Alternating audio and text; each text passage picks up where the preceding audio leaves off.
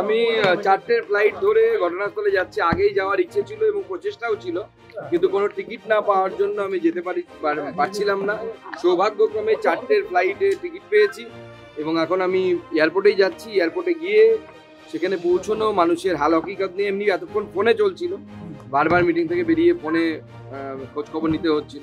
এবার সরজমিনে খতিয়ে দেখবো, হসপিটালেও যাব, মানুষ কিভাবে আছে, কতজন মানে আহত হয়েছেন, কতজন এখনো পর্যন্ত অ্যাকচুয়ালি মৃতের সংখ্যাটা কোন জায়গায় যাবে, কারণ অত্যন্ত দুঃখজনক ঘটনা ঘটেছে। আমরা মানুষের সাথে আছি, পাশে। মানে আমাদের বিরোধীরা পলিটিক্স ছাড়া অন্য কিছু জানে না।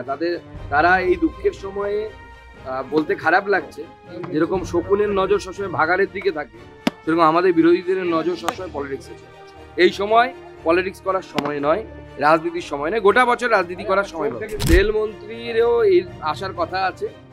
আমাদের যে দুর্ঘটনাগুলো ঘটেছে সেটা কার ফল্টে হয়েছে, কি হয়েছে, সমস্ত কিছু আমরা তদন্ত কমিটি হয়েছে, রেল ব্যবস্থা নিচ্ছে এবং তার সাথে সাথে রেলের যে উন্নয়ন এই বছরগুলোতে হয়েছে সেটাও তো দেখতে হবে।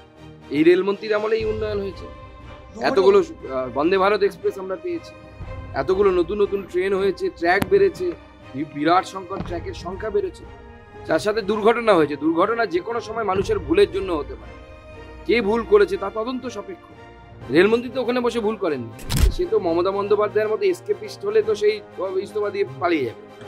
ইস্তফা দিয়ে পালিয়ে তো সমস্যার সমাধান হয়নি। মমতা বন্দ্যোপাধ্যায় তো গাইসালতে ট্রেন দুর্ঘটনার পর ইস্তফা দিয়েছিল, তো তারপরে কি রেলের অ্যাক্সিডেন্ট বন্ধ হয়ে গেছে?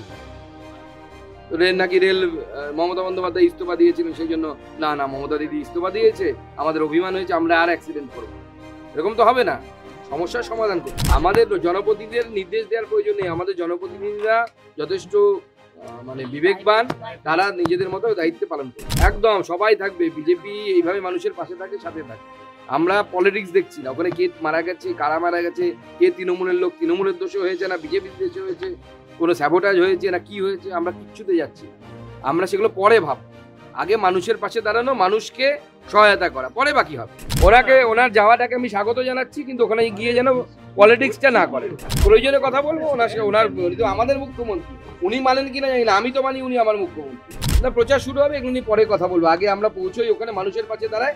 নির্বাচনের জন্য আছে তো, হার জিত পরাজয় হবে পরে।